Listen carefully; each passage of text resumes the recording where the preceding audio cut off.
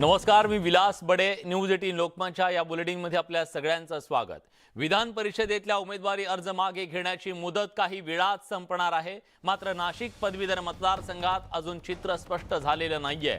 काँग्रेसनं दिलेला उमेदवार सुधीर तांबेंनी माघार घेतली आणि सत्यजित तांबेंनी अपक्ष अर्ज केला. त्यामुळे निवडणुकीत काँग्रेसचा उमेदवार नसणार आहे. तर दुसरीकडे अपक्ष उमेदवार शुभांगी पाटील या नॉट रिचेबल होत्या. मात्र त्यांच्या बाबतीत चुकीची माहिती पसरवल्याचं त्यांच्याकडून सांगण्यात आलंय. पाटील यांना शिवसेना राष्ट्रवादीचा पाठिंबा मिळाला असून आज संध्याकाळपर्यंत काँग्रेसचा पाठिंबा मिळणार असल्याचं समोर आलंय. तर तिकडे अपक्ष उमेदवार धनराज विस्पुत यांनी भाजपचा पाठिंबा मिळावा म्हणून उपमुख्यमंत्री देवेंद्र फडणवीस आणि चंद्रशेखर बावनकुळेंची भेट घेतली आहे. त्यामुळे भाजपनं त्यांना पाठिंबा दिलाय का हे अजून गुलदस्त्यात आहे. लक्ष्मण घाटोळ आपले प्रतिनिधी आता आपल्या सोबत आहेत. आपण थेट त्यांच्याकडे जाऊया. लक्ष्मण, चर्चा अशी आहे की आता या सगळ्यात मध्ये पाटील यांच्यावर सगळ्यांच्या नजरा आहेत. महाविकास आघाडीच्या त्या उमेदवार कदाचित अधिकृत होतीलही, तिघांचाही पाठिंबा त्यांना मिळेल. पण त्यांचं स्टेटस नेमकं काय, त्या कुठे आहेत? नॉट रिचेबल होते अशी माहिती होती.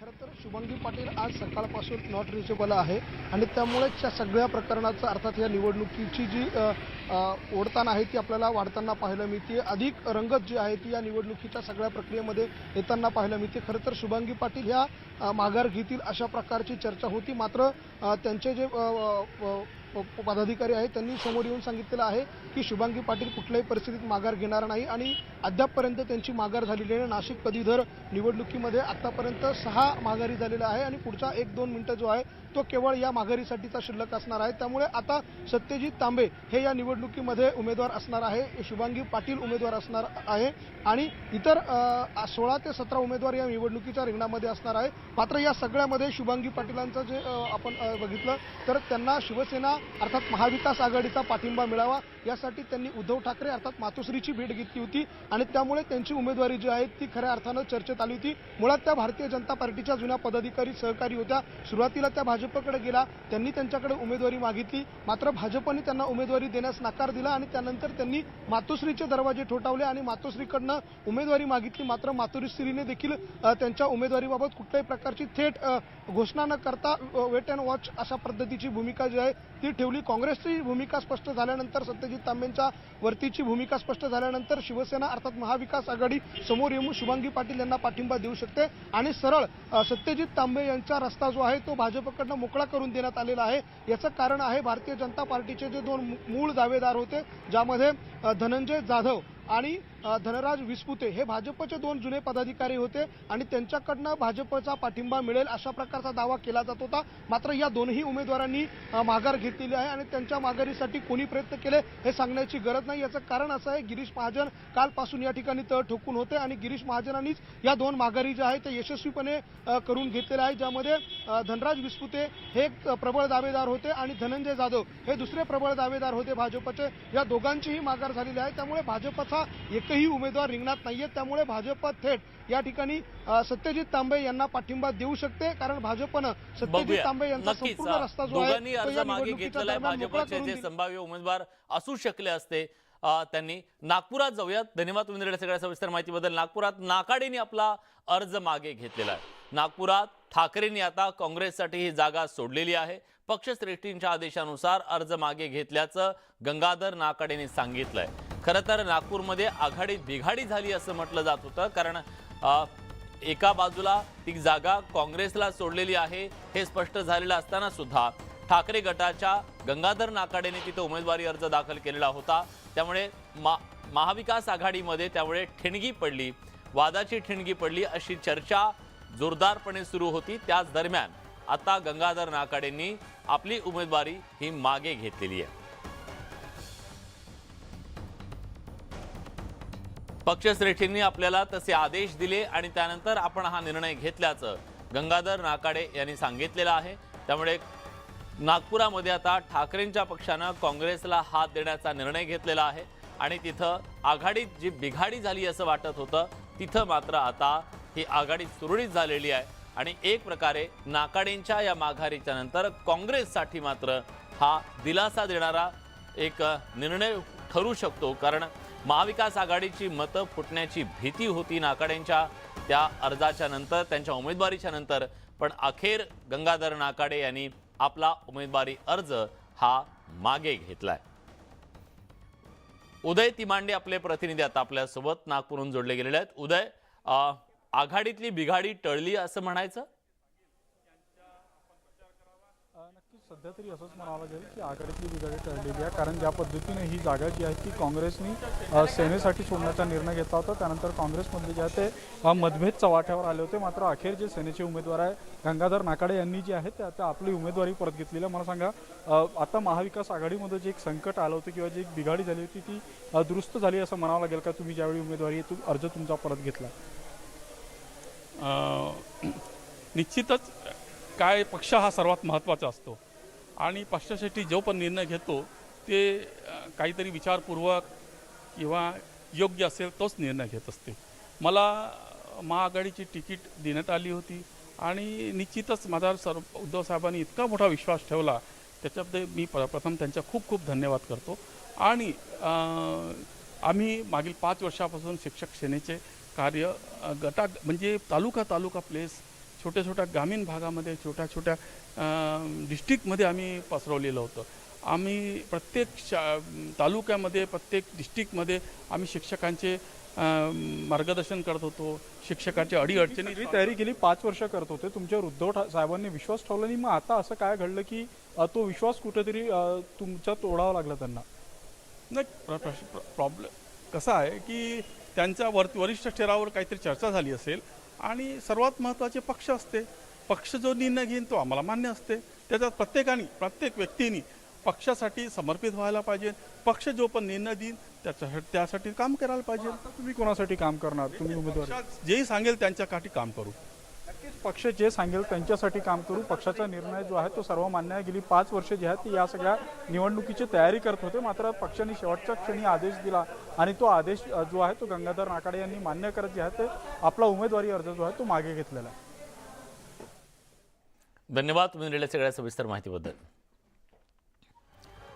तर आता विधान परिषदेच्या या निवडणुकीचा सगळा राजकीय धुराळा उडालेला आहे.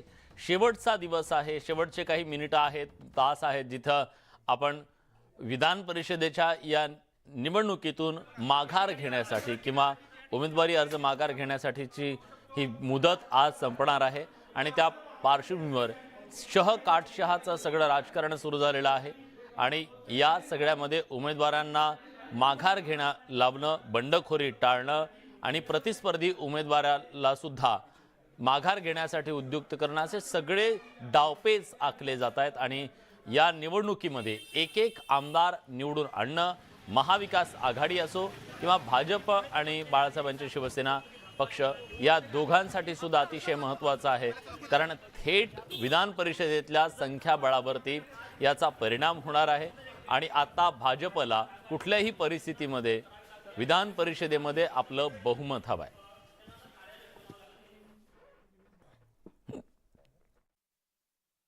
या निवडणुकीमध्ये माझ्या उमेदवारीला निश्चितच महाआघाडी पाठिंबा देतील याची मला 100% शाश्वती आहे. आणि यदाकदाचित महाआघाडीनं पाठिंबा जरी दिला नाही तरी मी ही निवडणूक लढणारच आहे. कारण का विदर्भ माध्यमिक शिक्षक संघटनेचा अधिकृत उमेदवार आणि जुनी पेन्शन संघटनेचा पुरस्कृत उमेदवार, तसेच या पूर्व विदर्भातल्या ज्या शिक्षकांच्या संघटना आहे अशा 18 संघटनांनी माझ्या उमेदवारीला पाठिंबा दिलेला आहे. या सगळ्यांना घेऊन मी निवडणूक लढणारच आहे. आणि परंतु मला आशा आहे की महाआघाडी 100% माझ्या उमेदवारीला पाठिंबा देते.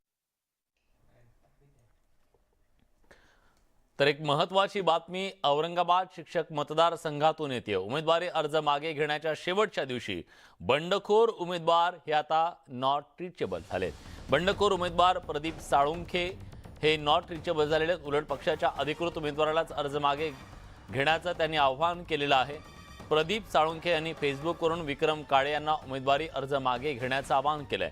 मराठवाडा शिक्षक मतदारसंघात राष्ट्रवादी काँग्रेसमध्ये बंडखोरी कायम राहण्याची शक्यता आहे.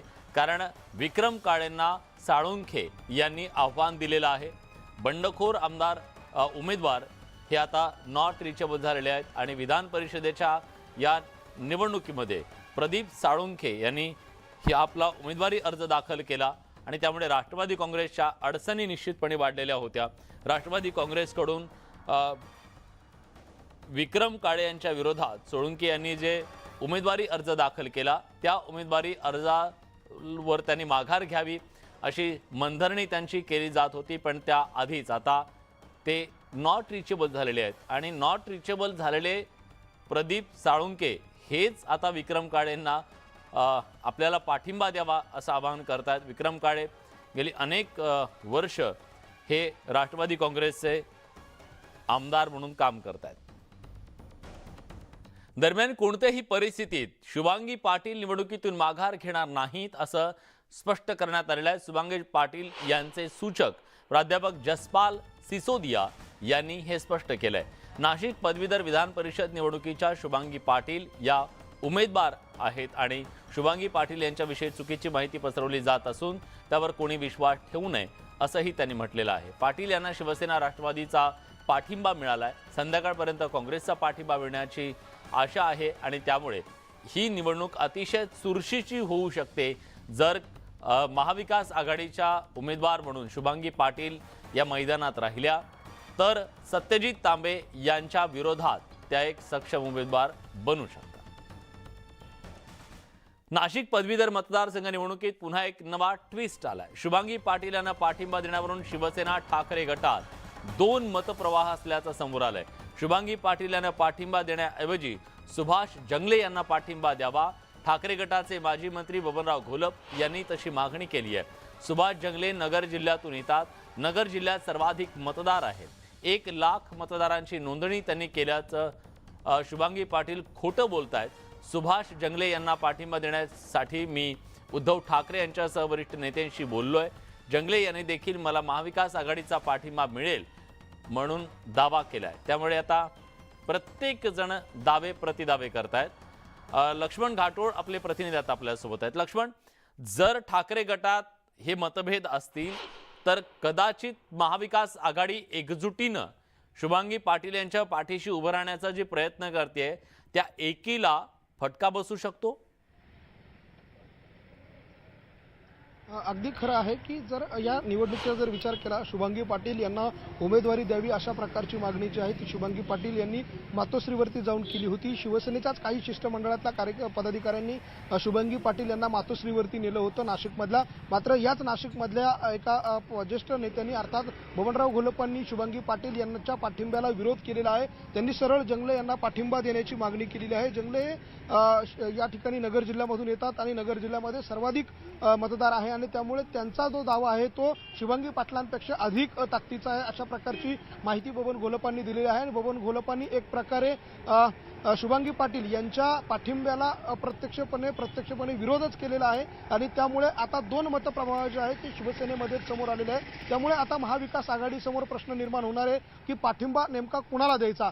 शुभांगी पाटील यांच्या पाठिंब्याची चर्चा शेवटपर्यंत आहे. शुभांगी पाटील याच मुद्द्यावरती ठाम होत्या की त्यांना मातोश्री अर्थात शिवसेनेकडनं पाठिंबा मिळेल आणि त्यामुळे शुभांगी पाटील यांनी अद्यापपर्यंत उमेदवारी अर्ज आपला जो आहे तो मागे घेतलेला नाही. अर्थात मुदतही संपलेली आहे. त्यांचा उमेदवारी अर्ज जो आहे तो कायम राहिलेला आहे. मात्र आता शिवसेनेच्याच एका गटाने त्यांना विरोध केल्यामुळे त्यांच्यासमोर एक मोठं आव्हान उभं राहिलेलं आहे आणि टप्प्याटप्प्याला क्षणाक्षणाला नवे ट्विस्ट जे आहे ते नाशिक पदवीधर निवडणुकीच्या संदर्भात आपल्याला येताना पाहायला मिळतात. त्यामुळे ही निवडणूक जी आहे ती राज्यामध्ये सर्वाधिक गाजलेली निवडणूक मानता येईल. याचं कारणच असं आहे की क्षणाक्षणाला नवे ट्विस्ट जे आहे ते समोर येत आहे आणि या सगळ्या वादामध्ये महाविकास आघाडीतल्या या सगळ्या वादाचा फायदा जो आहे तो भारतीय जनता पार्टीला आणि सत्यजित तांबे यांना सरळ होताना आपल्याला पाहायला मिळतोय. सत्यजित तांबे यांचा मार्ग हळूहळू आता सोपा होताना पाहायला मिळतोय. एकीकडे वाद होतोय, उमेदवारीला विरोध होतोय तर दुसरीकडे जे प्रतिस्पर्धी उमेदवार होते सत्यजित तांबे यांच्या विरोधातले त्यांनी देखील माघारी घेतलेला आहे आणि ज्यात समोर असलेला एक ताकदीचा उमेदवार जो आहे शुभांगी पाटील त्यांच्याच उमेदवारीला अशा पद्धतीने विरोध झालेला आहे. त्यामुळे सत्यजित तांबे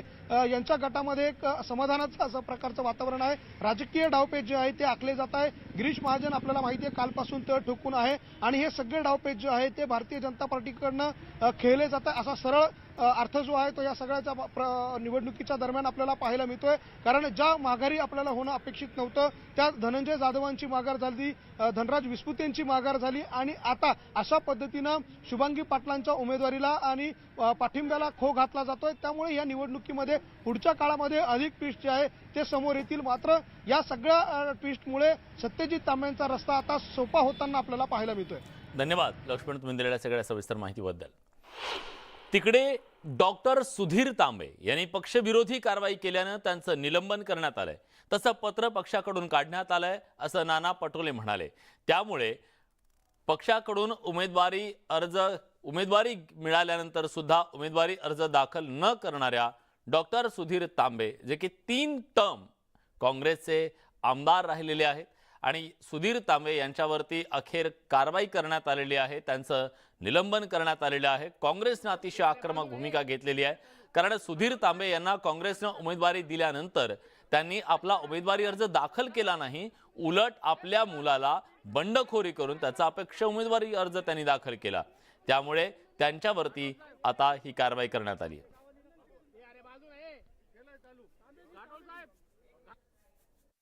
सुधीर तांबे यांनी ट्विट केलेलं आहे की जी कारवाई पक्षाने केली आहे ती न्यायाला धरून नाही.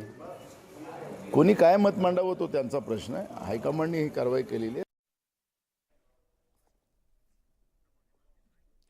महाविकास आघाडी सरकारच्या निर्णयाविरोधात शिंदे सरकारचे निर्णय हा वाद आता रंगलेला आहे. मुंबई हायकोर्टामध्ये याची सुनावणी सुरू झाली आहे. मुंबई महानगरपालिका प्रभाग पुनर्रचना संदर्भातला मविया सरकारचा निर्णय शिंदे सरकारनं रद्द केलेला आहे. शिंदे सरकारच्या या निर्णयाविरोधात शिवसेना ठाकरे गटाचे राजू पेडणेकर यांनी कोर्टात दाद मागितली आहे. यावर न्यायमूर्ती शुक्रे, न्यायमूर्ती चंदवाणी यांनी द्विसदस्यीय सदस्य पीठाच्या समोर सुनावणी सुरू केली आहे. मविया सरकारनं 227 वॉर्ड संख्या वाढवून 236 केलेली होती. मात्र शिंदे सरकारनं हा निर्णय रद्द करून पुन्हा वॉर्ड संख्या 227 केली आहे. या निर्णयावर शिवसेना ठाकरे गट नगरसेवक राजू पेडणेकर यांनी ही याचिका दाखल केली, आक्षेप याचिका दाखल केलेली आहे आणि त्याच्यावरती आता सुनावणी सुरू झाली आहे. कोर्ट नेमका काय निर्णय देतं याकडे आपली नजर असेल. आगामी मुंबई महापालिका निवडणुकीसाठी ठाकरे गट आणि वंचित बहुजन आघाडीच्या युतीवर जवळपास शिक्कामोर्तब झालंय. मात्र ही युती भविष्यात कायम राहणार की नाही याबाबत अजून स्पष्टता नाहीये. उद्धव ठाकरेंसोबत केवळ बीएमसी निवडणुकीपुरती बोलणी सुरू झाल्याची माहिती प्रकाश आंबेडकरांनी दिली. तसंच जागांवरून आमच्यात मतभेद होणार नसल्याचंही त्यांनी स्पष्ट केलंय. 82 निवडून आलेले बीजेपीचे आहेत, 31 काँग्रेसचे आहेत आणि 10 अपक्ष आहेत. हा समुद्र चोपून झालेला आहे ना. बीजेपीची जागा तुम्ही मागताय. मी तुम्हाला ओपन सांगितले की समुद्र किती मोठा किती खोल आहे. 227 पैकी 100 जागा तर अशाच मोकळ्या आहेत. तुमची बोली फक्त महानगरपालिका मुंबईसाठी सुरू आहे का पुढच्या सगळ्या? आता तर होणार, इमिजिएटली होणार त्या सर्व कॉर्पोरेशन्स होतील ना. नाशिक जिल्हा बँक वसुली विरोधात शेतकरी आक्रमक झाले असून माजी खासदार राजू शेट्टी यांच्या नेतृत्वाखाली पालकमंत्री दादा भुसे यांच्या बंगल्यासमोर बिराड आंदोलन करण्यात आलं. आंदोलनाच्या पार्श्वभूमीवर भुसे यांच्या बंगल्याजवळ कडक पोलीस बंदोबस्त लावण्यात आला असून बंगल्याकडे जाणाऱ्या मार्गावर बॅरिकेडिंग करण्यात आली. यानंतर आपण थेट जातोय इक्बाल सिंग चहल, मुंबई महानगरपालिकेचे आयुक्त बोलतात. घेऊ म्हणजे की मशिनरी आमची, हाऊस कीपिंग आमची, केटरिंग आमची, देखरेख आमची, औषधे आमचे, सर्व इक्विपमेंट आमच्या. फक्त एक आयटम सोडून, दॅट इज डॉक्टर्स, पॅरामेडिकल आणि एन्सिलरी स्टाफ. यासाठी मॅनपॉवर प्रोव्हाइड करण्यासाठी निर्णय घेतला की आपण याच्यावर काहीतरी केला पाहिजे. त्यावेळी 17 मार्चला त्याचे 2 महिने आधी जेव्हा कोविड आला तर आपली जी स्थायी समिती आहे त्यांनी ठराव पास केला की आता टेंडर न काढता महानगरपालिकाने 1 ते 2 दिवसात कोटेशनने सर्व कारवाई करावी कोविड फाईटची. परंतु आम्ही हे करताना आम्ही कोटेशन काढले नाही, आम्ही एक्सप्रेशन ऑफ इंटरेस्ट काढले 5 दिवसाचे. ते एक्सप्रेशन ऑफ इंटरेस्ट काढले तेव्हा पैसा सर्वप्रथम आम्ही काढले मुलुंड, दहिसर, नेस्को, गोरेगाव, BKC आणि वर्ली डोमचे. की आणि त्यासाठी आपण एक डायरेक्टर हेल्थ सर्व्हिसेस मॉडेल तयार करून गेला की प्रत्येक 10 ICUचे मागे किती मॅनपॉवर लागणार, प्रत्येक 50 ऑक्सिजन बेडचे मागे किती मॅनपॉवर लागणार, तसे एस्टिमेट तयार करून आपण EOI काढले. मग त्याप्रमाणे हे सर्व्हिसेस आउटसोर्स करून हे जम्बो हॉस्पिटलला आपण कार्यान्वित केले. त्यानंतर जवळपास 97,000 लोक 97,000 लोकांना याचा लाभ झाला. लोक जो कोविड पॉझिटिव्ह इथे भरती झाले, ॲडमिट झाले, ते बरे होऊन गेले. आणि त्यानंतर हे सर्व झाल्यानंतर 2022मध्ये मुंबई पोलिसांकडे तक्रार आली की या 10 पैकी एक हॉस्पिटलचे जिथे आउटसोर्सिंग आहे तिथे एजन्सीच्या संदर्भात काही तक्रारी दिली गेली मुंबई पोलिसला. त्यानंतर मुंबई पोलिसने आम्हाला सुद्धा विचारला, तर आम्ही मुंबई पोलिसला सांगितलं की जर काही कागदपत्रामध्ये काही फोर्जरी असेल काही असेल तर आमचे मुंबई महानगरपालिकामध्ये जेव्हा टेंडर देतात आपण कधी ते इन्व्हेस्टिगेट करत नाही, कारण आमच्याकडे हजारो टेंडर्स आहेत.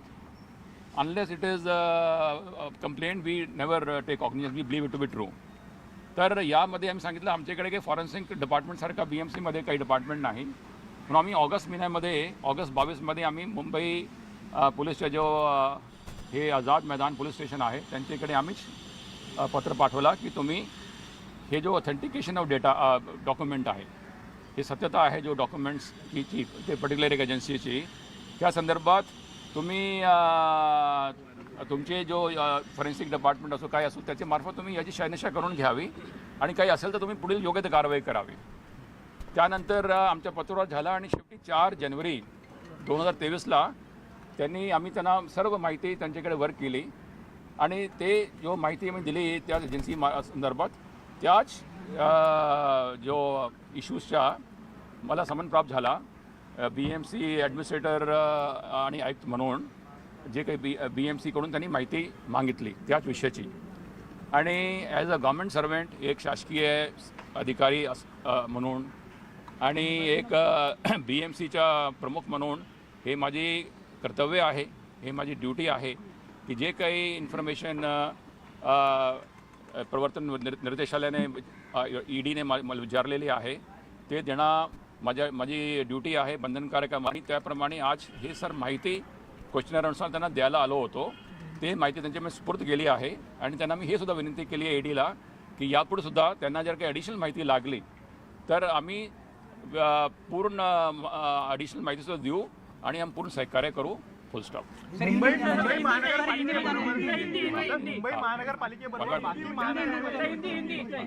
हाँ, ऐसा है कि जब जून 2020 में कोविड की महामारी जग भर में और मुंबई में भी आई, उस टाइम मार्च अप्रैल 2020 में जब ये शुरुआत हुई तो मुंबई में BMC के तहत सिर्फ हमारे पास 4,000 से कम हॉस्पिटल बेड्स उपलब्ध थे और मुंबई की आबादी जो 1,40,00,000 है वो सरकार की ऐसा लक्ष्य आया कि ध्यान में आया कि ये बेड्स पर बहुत कम हैं और अगर हमने इस पर कोई उपाय नहीं किया तो आने वाले टाइम में बहुत सी मौतें हो सकती हैं और बहुत सा ये सिच्युएशन आउट ऑफ कंट्रोल जा सकती है.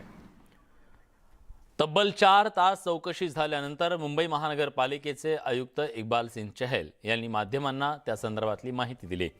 यासोबत बुलेटिनमध्ये एक छोटासा ब्रेक. कुठे जाऊ नका, पहा फक्त न्यूज 18 लोकमत.